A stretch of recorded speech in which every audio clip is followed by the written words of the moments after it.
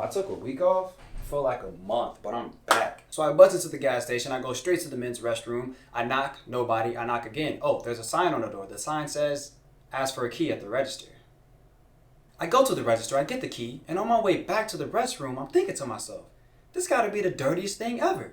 I gotta touch this filthy bathroom key to open this filthy gas station door to use a filthy gas station toilet. I was absolutely disgusted. My hands shifted immediately. I held the key like a diaper. I get the door open, handle my business, wash my hands, and that's when I realized I gotta touch this key again. See, the problem is, I know for a fact that men don't wash their hands, so this key specifically is disgusting. Next time I gotta use a key, I'm holding it.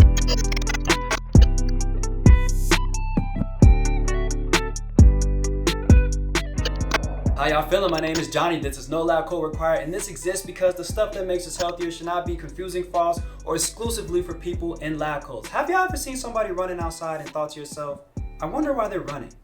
Yeah, me neither. I usually think, I wonder what historical figures and events transpired that led them to running in this moment in time. So who is Dr. Cooper and what is cardio's origin story? Back in the year 1960, President John F. Kennedy wrote a letter to the American people. In the letter, he expressed his concern for America's neglect of physical activity. He says, human activity is rapidly being engineered out of working life. He also said the strength of our youth and the fitness of our adults are among our most important assets. Basically calling Americans soft. Actually, he literally called Americans soft. Wait, no, yeah, the name of the article was The Soft American. In the mid-1960s, there was a doctor by the name of Kenneth Cooper who was working on a conditioning training program that would ensure astronauts' hearts and lungs would be in top condition when they are flying. The program seemed fitting for America's fitness crisis, so Dr. Cooper publicized it, and out came aerobics in 1968. And the book blew up. We started jogging, biking, swimming, skiing, walking, and now from the top, make it drop. Now shake, now bounce, now pop, now drop, now twerk, now work. Now come on y'all, let's do that. Aerobic or cardio exercise consists of repetitive, continuous movements done at an intensity that you could probably keep up for a solid amount of time. In an interview, Dr. Cooper mentioned how 24% of Americans exercised regularly in 1961 and 50% after 1968. Back when cardio first came out, it made promises to help us live longer, improve our cardiorespiratory fitness, protect us from heart disease, also relax and de-stress us. So what do people think cardio is doing for us today? I don't know, so I just Googled it. Voiceover Johnny, what up? He only call me when he needs something. Man, what you need, man? I know it's been a minute. I just wanted you to kindly, please, for the people, explain what Dr. Google had to say about cardio's benefits. Hey, yo, turn that music down, dog. I gotta read something for this food.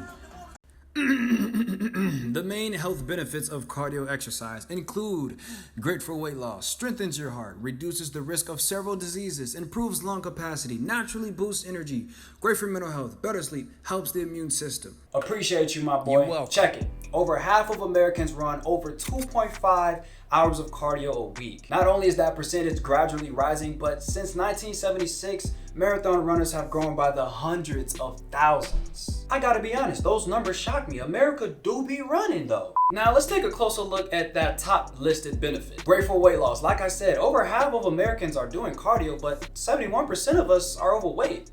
So we're doing the cardio, but we aren't losing the weight. Where's the disconnect? Like I said, when aerobics first came out, the selling point was that you could have a better heart and you could live longer. Never did Dr. Cooper say you could lose weight. Who told us, where do we, you know what I'm saying? Who started this? Who told us that cardio was good for weight loss? I honestly don't know, but I have a theory. 1973, smack dab in the middle of America's cardio craze, we started measuring our food. Calories were put on food labels. We said, if you eat too much food, you get fat. We measure food by calories, so if you eat too many calories, you get fat. And we intuitively thought there's no way you can be fat if you're doing cardio. There's no way you can be fat if you're doing cardio, bro. We started to make inactivity and fat synonymous. Cardio and calories just connected it all. Now we have cardio machines that tell us how many calories we burn. But what does the research say? This study took 202 people, assigned them to an hour of aerobic exercise to be done 6 days a week for an entire year. And the results state that the female's body fat percentage went from 43.3% to 41.5%, losing a total average of 4.1 pounds. For the men, body fat percentage went from 31.5% to 28.8%, losing a total average of 6.6 pounds. Another study took 35 subjects and assigned them to cardio exercises using 70% of their heart rate over 5 days a week for 12 weeks. They had a choice of stationary bikes, a rowing machine, stepper machine, or a treadmill. Results show an average of 8.2 pounds of body weight loss, while the average amount of specifically fat loss was also 8.2 pounds. While some participants actually gained weight, but still lost some fat, so it's possible that they put on more muscle. It's just unlikely given the fact that they were doing cardio. Either way, this graph only shows 30 people out of the 35 participants. And given the downward trend of the graph, we're left to assume that the other 5 participants also put on a couple pounds.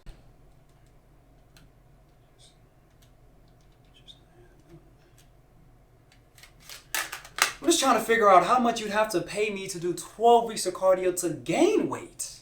The main point is the research shows that there is very scant evidence, that is the second time I've used that phrase, to show that cardio has high effectiveness for weight loss. And to be honest, I think a lot of people don't even need this research because they tried it and they didn't get the results they wanted. It's like they kind of know it don't work, but you know, they're always told it works. So it's just like, what you do? You listen to me. That's what you do. Does this guy live under a rock? Has he ever seen The Biggest Loser?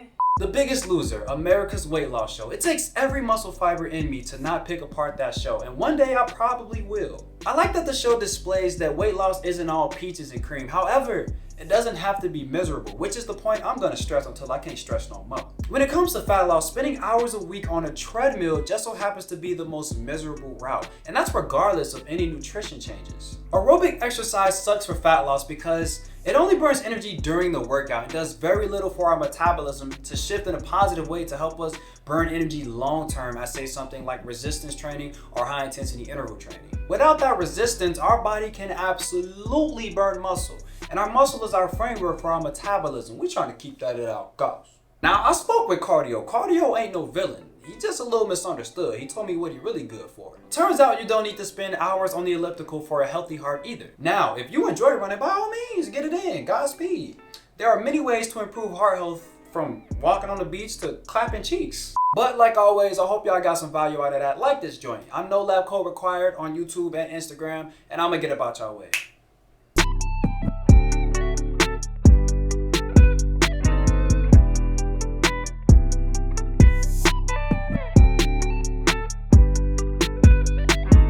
High effectiveness. Cardio has high effective. There's high effectiveness. Holy shit.